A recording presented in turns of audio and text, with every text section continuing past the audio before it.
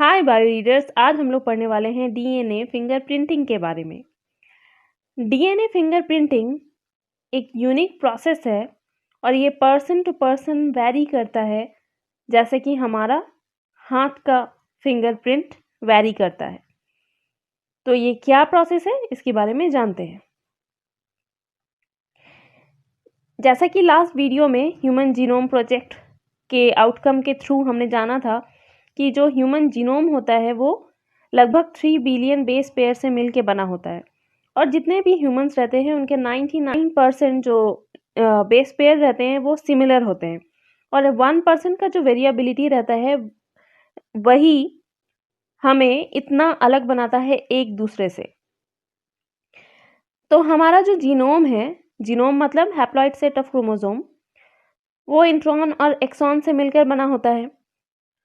और जब हम इस जीनोम को एनालाइज करते हैं जेल इलेक्ट्रोफोरेसिस के थ्रू, तो ये कुछ एंडोन्यूक्लियस एंजाइम से ट्रीटमेंट करने के बाद जब ऐसा जेल में हम लोग उसको एनालाइज करते हैं तब वो एक स्पेसिफिक बैंड देता है और जो कि यूनिक होता है हर पर्सन में, जैसा कि हमारा फिंगरप्रिंट्स होता है।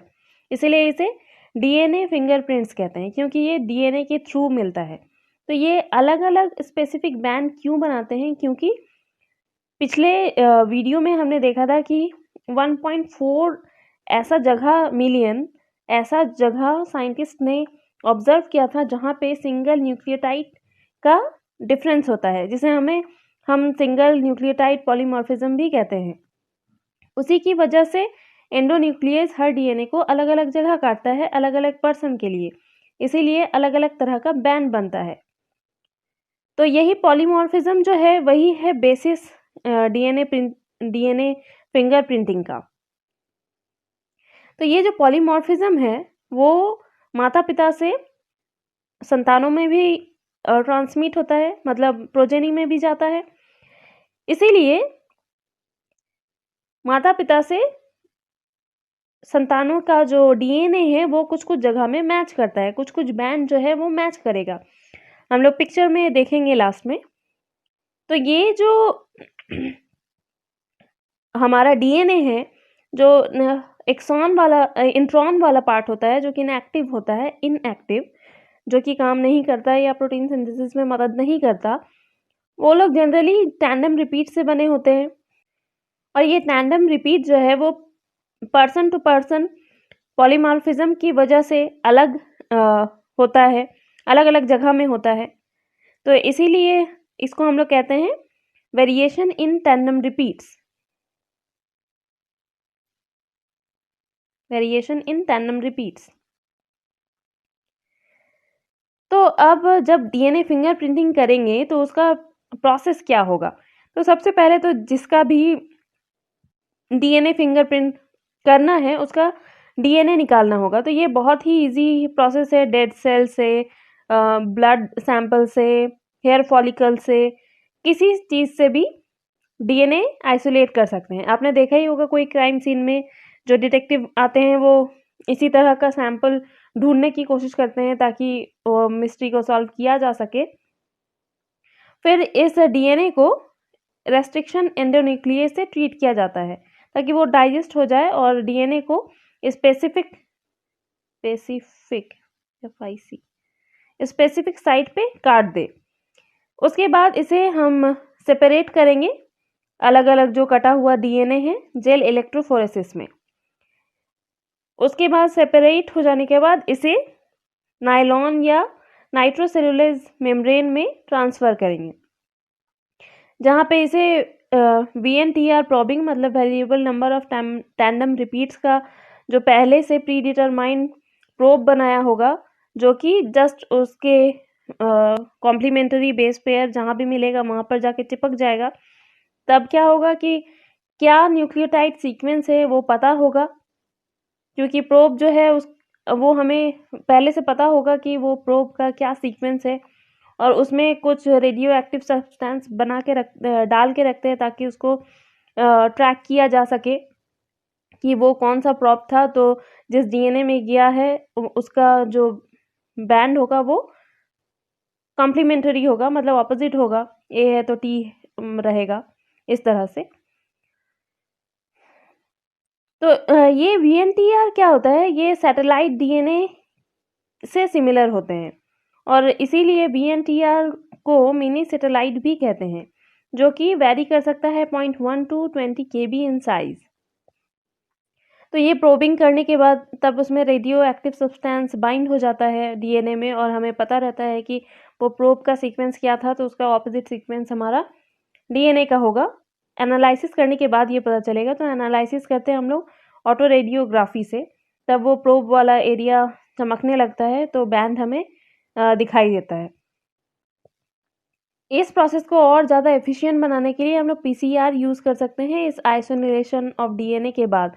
तब जो DNA का अमाउंट है उसको हम लोग काफ़ी गुना ज़्यादा बड़ा कर सकते हैं, मतलब सेम DNA बहुत बार रेप्लिकेट होगा। तो जो भी बैंड वो यहाँ पे पतला बैंड बना था तो यहाँ पे वो काफ़ी चौड़ा बैंड बनाएगा ताकि विजिबल रहे और अच्छे से दिख पाए। तो ये पिक्चर है, ये NCERT के बुक से मैंने लिया है। यहाँ पे आप देख सकते हैं पैटर्नल क्रोमोसोम है और मैटरनल क्रोमोसोम है और यहाँ पे तीसरा पर्सन का क्रोमोसोम है। तो यहाँ पे ये क्रोमोसोम नंबर 7 लिया गया है और क्रोमोसोम नंबर 2 लिया गया है और क्रोमोसोम नंबर 16 लिया गया है। तो इस पर्सन का जो पर्सन C है उसका जेल इलेक्ट्रोफोरेसिस का जो ऑटो रेडियोग्राफी के बाद जो रिजल्ट है वो यहाँ है और A और B का यहाँ है। तो ये लोग में रिलेशन है या नहीं, ये कैसे पता चलेगा?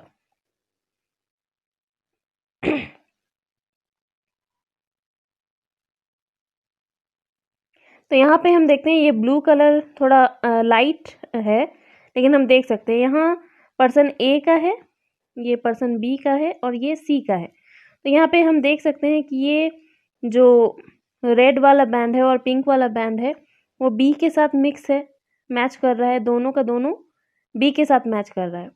लेकिन जो ये क्रोमोसोम नंबर ये जो येलो से डिनोटेड है वो इससे एक मैच कर रहा है और दूसरे वाला B के साथ मैच कर रहा है। वैसे ही ये जो आसमानी या स्काई ब्लू कलर का है वो एक A के साथ मैच कर रहा है C का और एक B के साथ मैच कर रहा है। तो ये मैचिंग तभी पॉसिबल है जबकि उन दोनों का जो DNA पॉलीमॉर्फिज्म है वो सिमिलर होगा। तो इस जो C का कुछ कुछ बैंड A के साथ कॉमन है, कुछ कुछ बैंड B के साथ कॉमन है, मीन ये A और B इसके पेरेंट है, मदर या फादर पेरेंट है। तो इस तरह से रिलेशन निकाला जाता है और ये हर एक पर्सन के लिए यूनिक होगा। मीन हमारा जो DNA है वो हमारे पिता के साथ 50% तक मैच कर सकता है और हमारी माता के साथ 50% तक मैच कर सकता है और इससे कम भी कर सकता है, क्योंकि क्रॉसिंग ओवर में हमारे जीन मिक्सड अप भी होते हैं, तो लेस देन 50% मैच होने के चांसेस रहते हैं। लेकिन मैच उन्हीं से होंगे जिससे हम लोग ब्लड रिलेटेड हैं, मीन जो हमारे बहुत क्लोज हैं।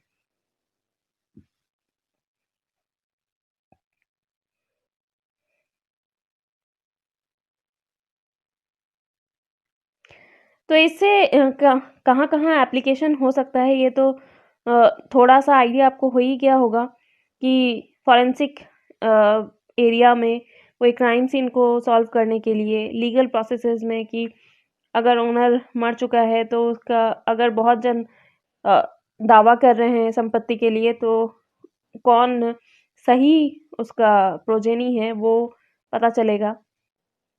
पॉपुलेशन और जेनेटिक डाइवर्सिटी स्टडी करने के लिए ये DNA फिंगरप्रिंटिंग काफ़ी काम आता है।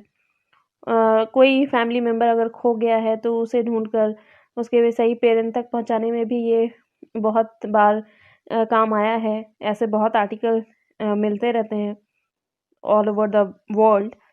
और कोई एक्सीडेंट अगर हो जाता है तो भी ये डीएनए फिंगरप्रिंट की वजह से फैमिली मेम्बर को ढूंढा जा सकता है। जैसे कि तिरुवनंतपुरम में एक जो फायर क्रैकर का शो होता है, वहाँ पे एक्सीडेंट हो गया था और आग में बहुत लोगों की मौत हो गई थी और उनमें किसी की भी पहचान नहीं की जा सक रही थी। तब इस डीएनए फिंगर प्रिंटिंग की मदद से ही लोगों ने अपने अपनों को पहचाना था और फिर उनका दाह संस्कार किया था। तो इस तरह की चीज़ें हैं जो जहाँ पे एप्लीकेशन होता है। आशा है ये आपको अच्छे से समझ में आ गया होगा। Thanks for watching. मिलते हैं नेक्स्ट ऐसे ही वीडियो के साथ।